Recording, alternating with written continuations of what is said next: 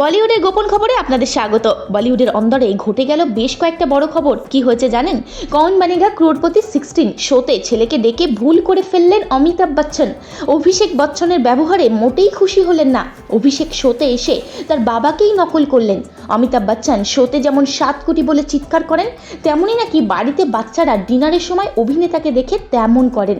একবার ভাবুন তো, যেখানে অভিষেক বচ্চনের কথাগুলো গোটা দেশ শুনছে, ছেলের কথায় শেষমেশ অমিতাভ বলতে বাধ্য হলেন ছেলেকে ডেকে তিনি ভুল করেছেন। অভিষেক এই শোয়ে এসে রীতিমতো অমিতাভ বচ্চনকে নকল করতে থাকেন, আর দর্শকরা সেই কাণ্ড দেখে হাসিতে ফেটে পড়লেন। এর আগেও তিনি তার বাবাকে নানান সময় নকল করেছিলেন। ছেলের এমন কাণ্ড দেখে অমিতাভ বচ্চন তাই বলেই ফেললেন ছেলেকে এখানে ডাকা উচিত হয়নি, আর তার সিদ্ধান্তের জন্য তিনি অনুশোচনা করছেন।